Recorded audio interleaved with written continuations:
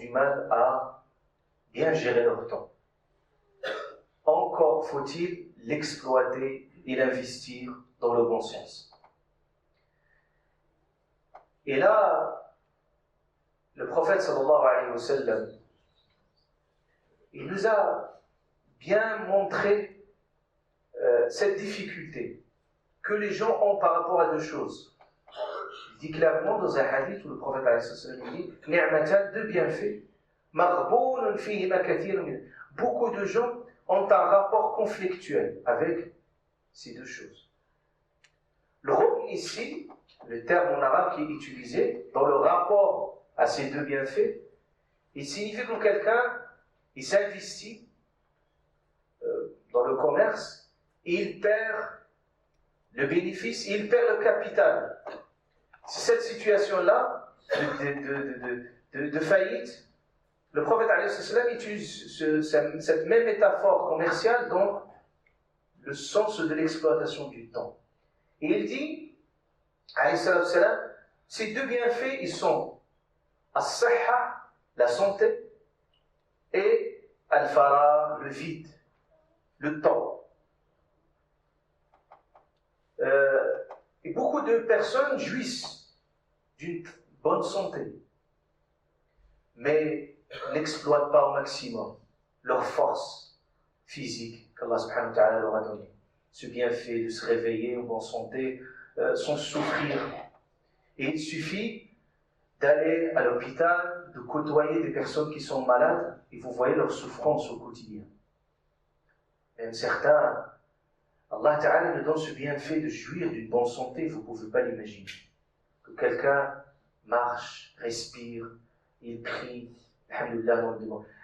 Il arriverait un jour et un moment que vous ne retrouvez plus ces bienfaits. Parce que ces bienfaits ne sont pas des acquis. Vous pouvez l'avoir une fois pour toutes. C'est des acquis qu'il faut les investir dans le bon sens et qu'il faut les préserver.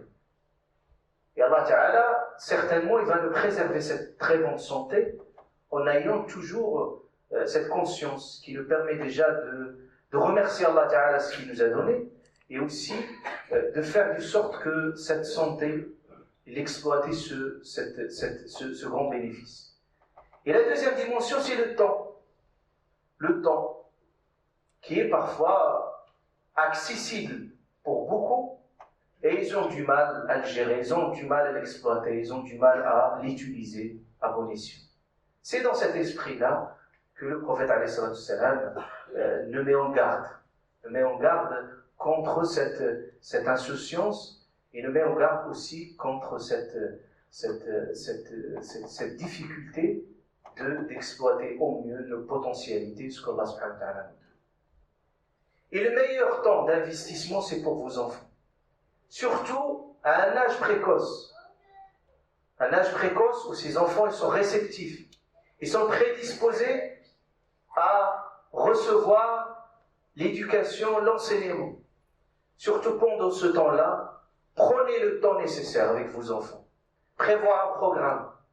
Ceux qui ont, alhamdoulilah, les possibilités d'enseigner leurs enfants, même à la maison, de prévoir 1 heure, de prévoir parfois 1 heure pendant la journée, ça peut être même suffisant. Diversifiez votre programme et votre planning pour permettre à vos enfants et aussi de leur assurer cet enseignement. L'enseignement ne se fait pas juste uniquement par sous-traitance. Il ne suffit pas de sous-traiter l'enseignement, c'est-à-dire de laisser ses enfants à l'école ou les laisser à la maison et de dire voilà, ou à la mosquée, de dire voilà, ils font le boulot à notre place. C'est pas de cette façon qu'on peut concevoir l'éducation. L'éducation, ça passe déjà par notre présence symbolique et notre présence intense avec nos enfants, de voir où ils sont, et là, vous avez une terre fertile.